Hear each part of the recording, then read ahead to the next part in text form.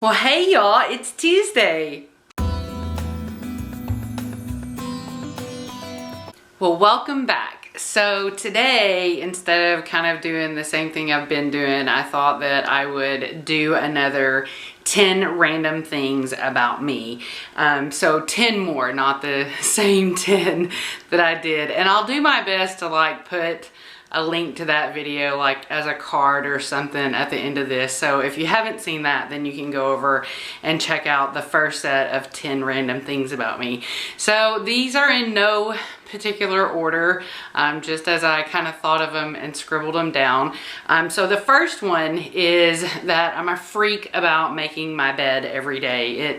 It has to be made. It's a part of my core dynamic as a person, and it really goes back to as early as a kid, maybe 6 or 7 years old.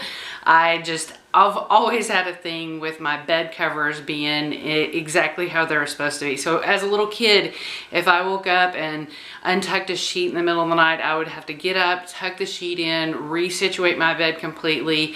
My friends used to make fun of me because you almost couldn't sit on my bed, because if you moved my blanket a little bit or moved one of my pillows, I had to fix it.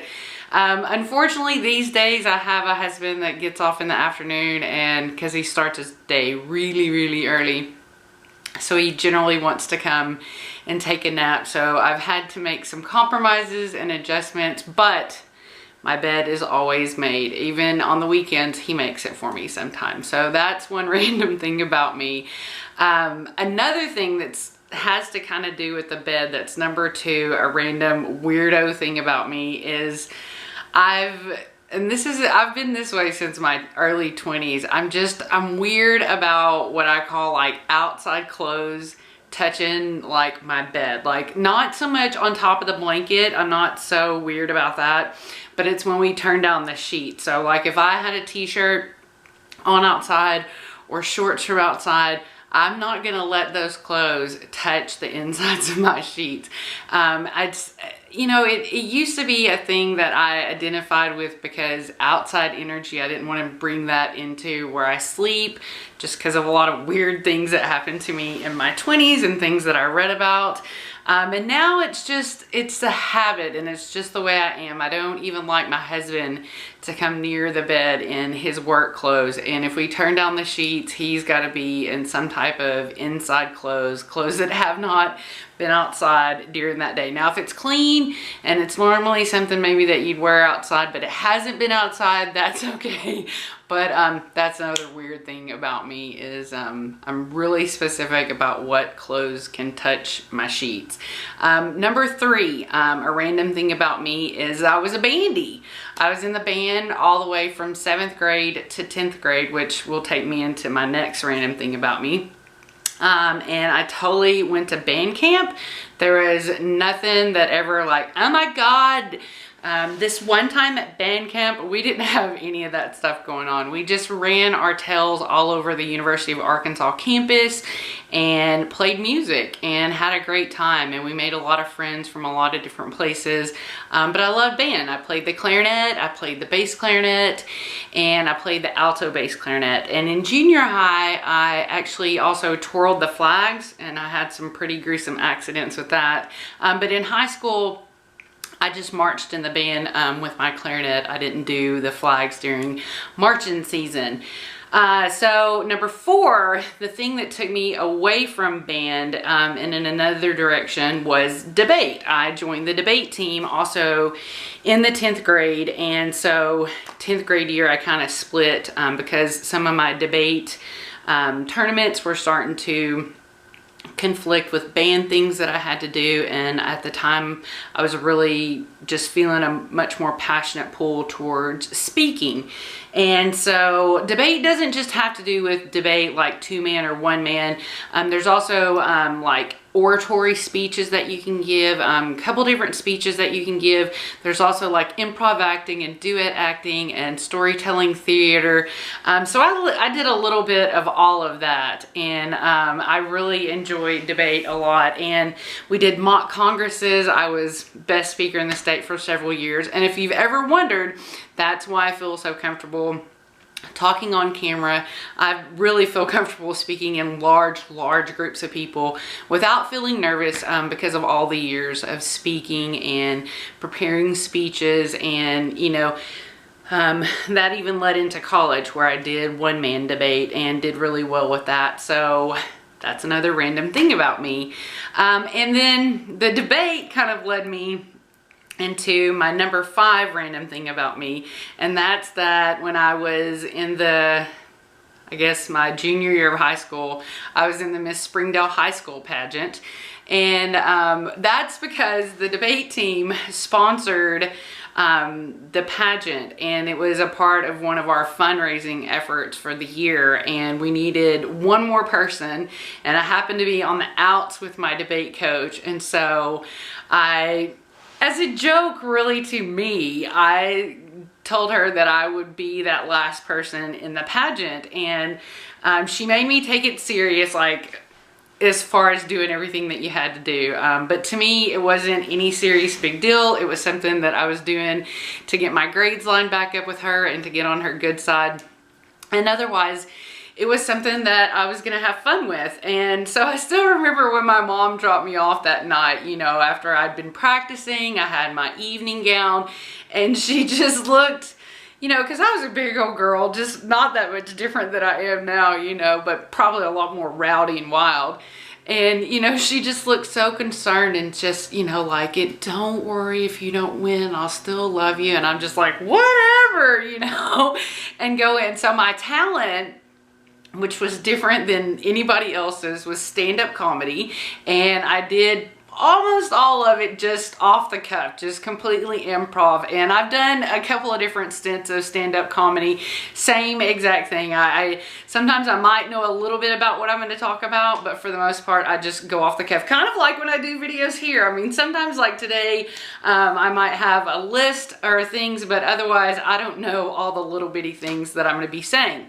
So if you're wondering how I did in that pageant, I actually got first runner up. And I also got the Judges Award, and I got Miss Congeniality, if you can believe that. And I love the girl who actually won the award, and in the end, it was just a big hoot to me. It was a fluke to me that I placed in anything, and certainly a hoot to me that I was first runner-up. Okay, so now we're going to shift gears a little bit, shift forward in my life, if you will.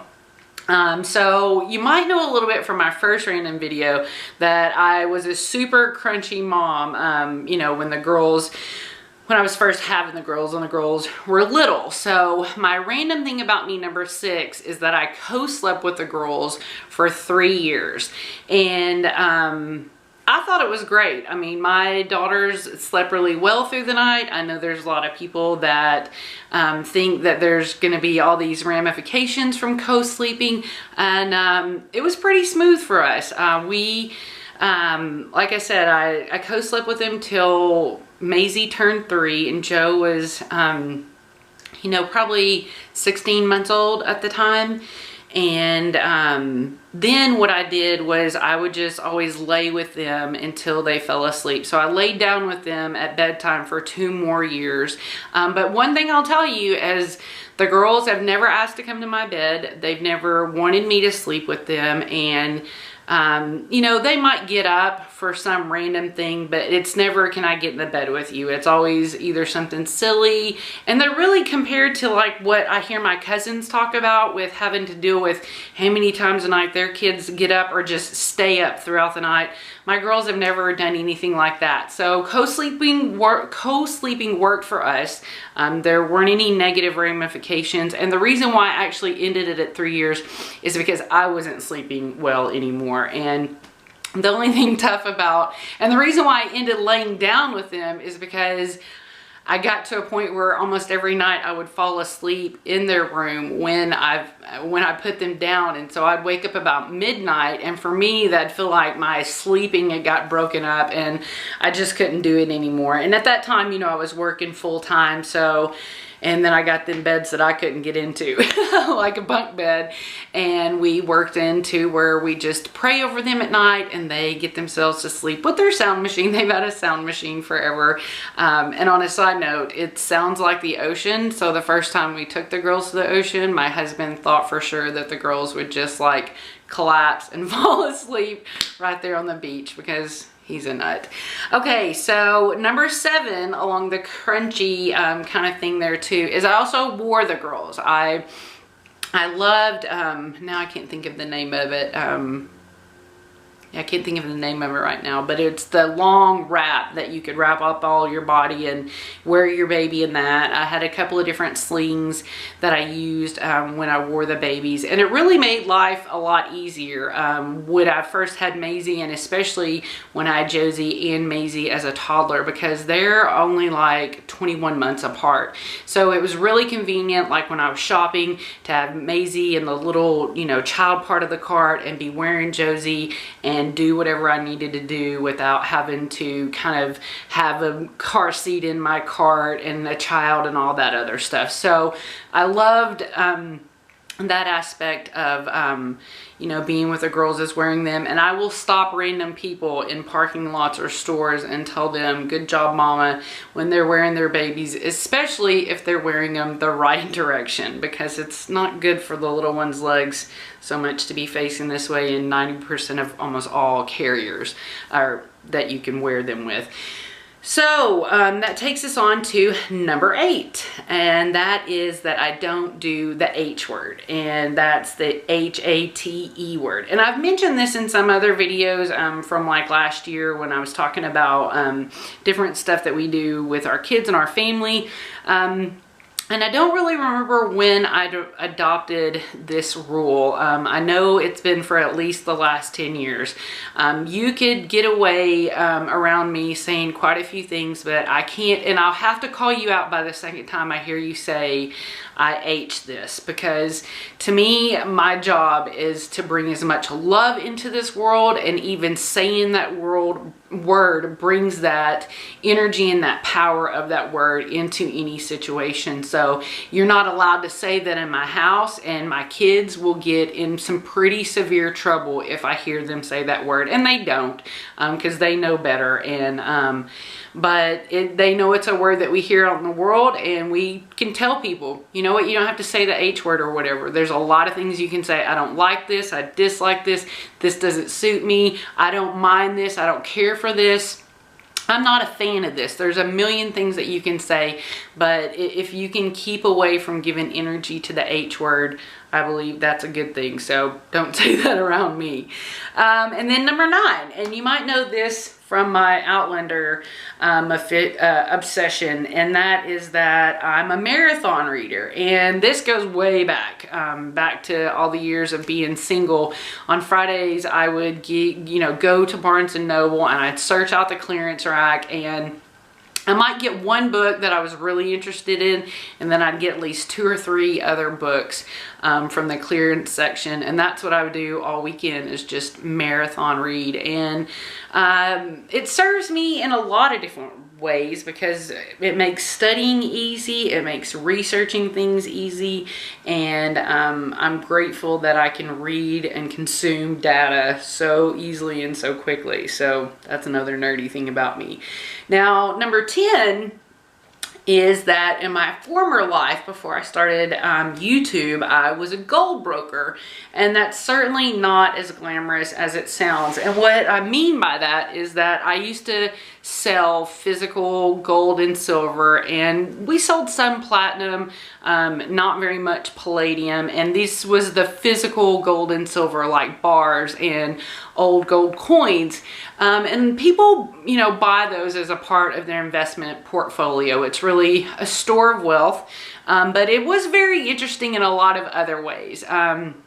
Obviously, I know a lot now about different coins. I I realized recently watching different movies that people wear gold coin rings, gold coin necklaces. I can spot what those coins are from a good distance away.